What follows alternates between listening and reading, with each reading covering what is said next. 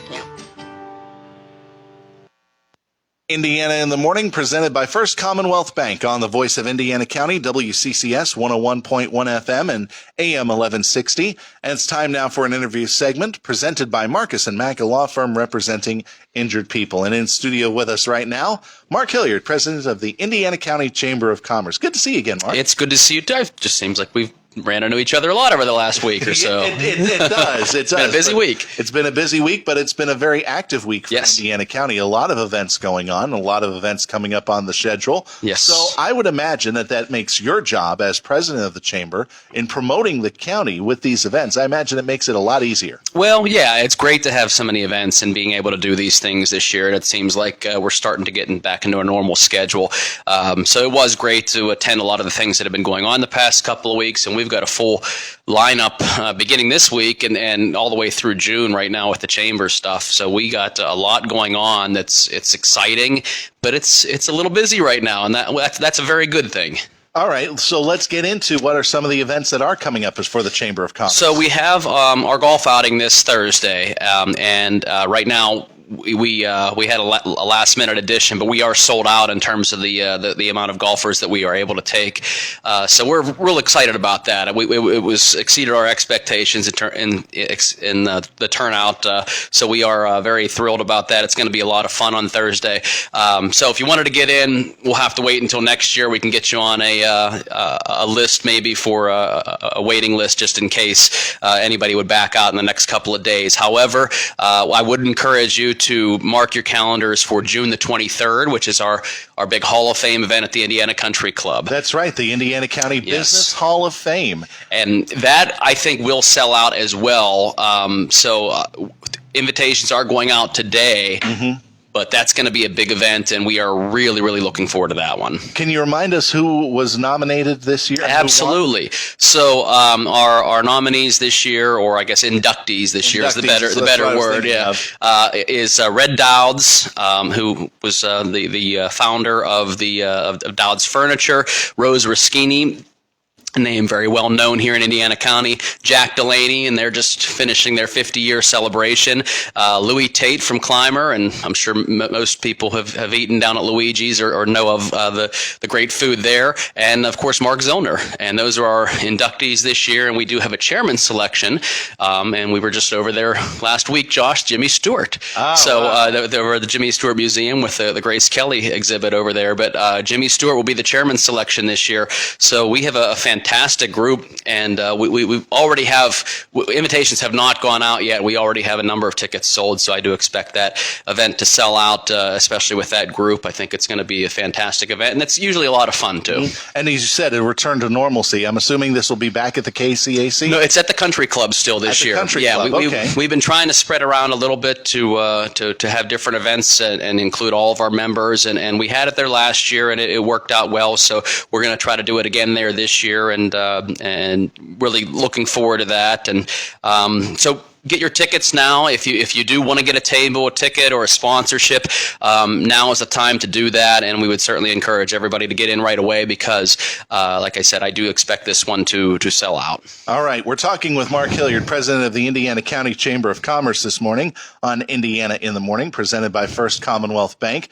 So you mentioned that the chamber schedule has been chock full of things. I imagine the after-hours events are still going on pretty strong? So we have another one coming up on June the 9th over at First Commonwealth Bank, and it's going to be an outdoors one, weather permitting. Okay. But they did the one last year, and it's going to be right out in their front lawn, right out in front of the old courthouse building, and they do a nice job. They get Romeo's to cater it, and we'll usually get some music, and they have some fun events planned, some games and other things too. So that'll be a great event coming up on June the 9th over at First Commonwealth, so we'd encourage you to come there.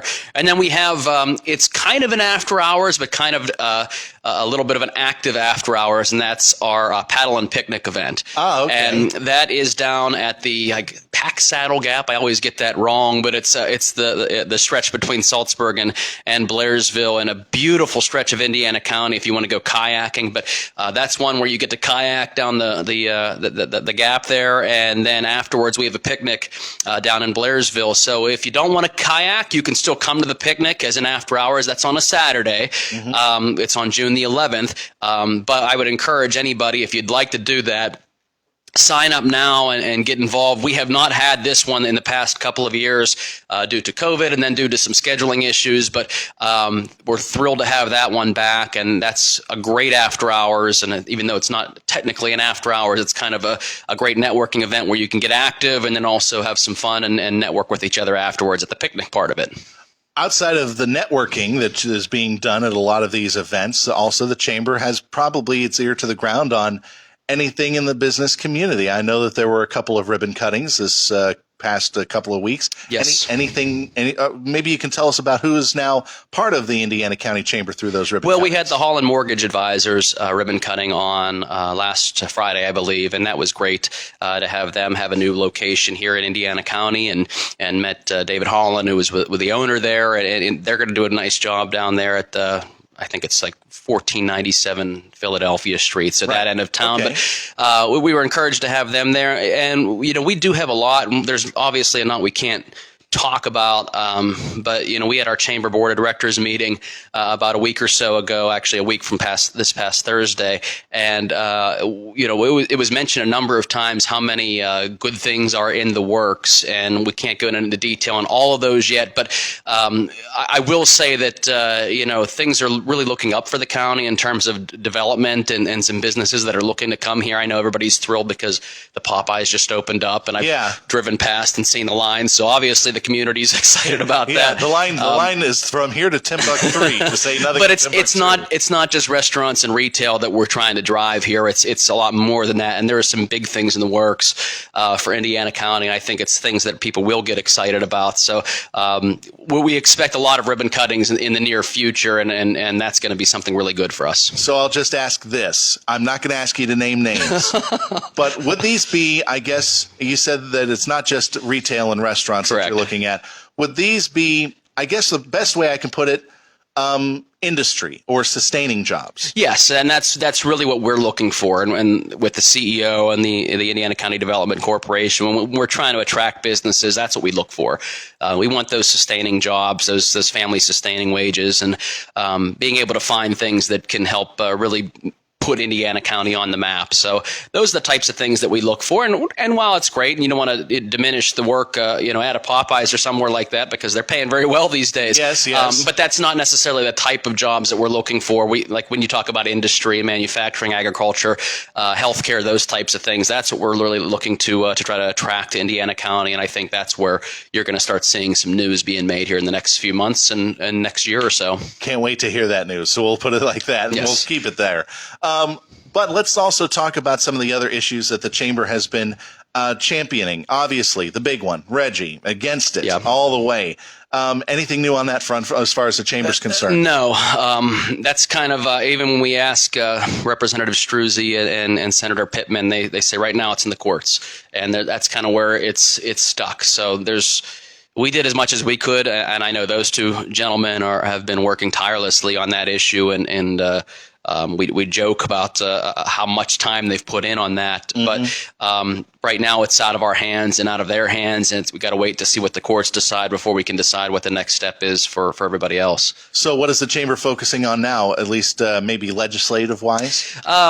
Legislative-wise, there's not a lot at this point in time. We're focused on workforce issues. That's one of the things that we still really feel is a primary challenge for most businesses these days, and we've talked to a lot of businesses, and that is still in 99% of the businesses around town and really around the country, workforce is the number one challenge they're facing. Yeah, the number of employees they have. So it's we're dealing with not just recruitment but also retention. How do you create a pay structure that helps to retain people, because right now it's so competitive out there. Where I mentioned Popeyes, and it wasn't a joke.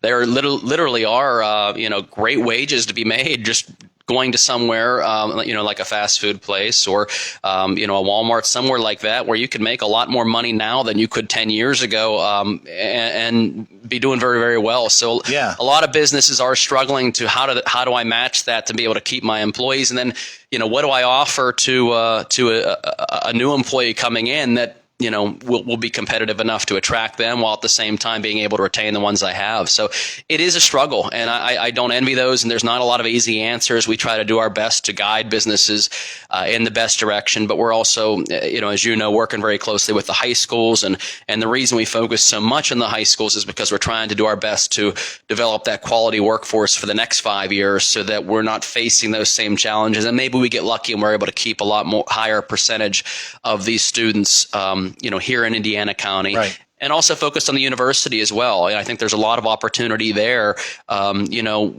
Regardless of the enrollment, there's a lot of students there that have not gotten involved with our community and have not been able to see some of the things that we're looking for. So our focus here, and some things you'll hear about over the next year, is really going to focus on how we can do some of these different initiatives to include our local businesses with internships, job shadowing, those experiential learning opportunities, and that's both at the high school and the university level. You talk about WCCC and that new building that's going to be opening up. Yeah. There are a lot of opportunities. We just want to get our businesses more involved, and if we can get the businesses to attract these young people and get them into their business with internships and other opportunities, hopefully we can start filling some of these vacancies and keep people here in the county. You mentioned high school. It made me think of one thing, and I think this will be a good point to close on. The soft skills program that the Chamber started. I believe this is the end of the third year now for that? Very good. Yeah, it's the end of our third year with it. We're finalizing the group of students now, and then I'm waiting on a couple of schools to get me their last bit of names so that we can get the certificates from the Indiana County Commissioners and the pins and get them out to the schools before graduation. And we're excited about that. That's our third year with it, and all the schools also have banners now hanging in their main commons area or their lobbies that talk about the Excellence in Education Awards next year. Mm-hmm. So we're going to be talking a lot more about soft skills and workforce development in all the high schools all through next year and then some. And it's going to be an exciting time and hopefully a very good time for career readiness. We're just at the mark, Mark. I'm very sorry. We could go on an hour, I think. But you know what? Thank you very much for dropping by. And who knows, maybe in a few weeks we can talk more about that Excellence in Education program. That'd be more than happy to. Thank you. Excellent. Thanks again. Mark Hilliard of the Indiana County Chamber of Commerce joining us today here on Indiana in the Morning, presented by First Commonwealth Bank. Our interviews presented by Marcus & Mack, a law firm representing injured people.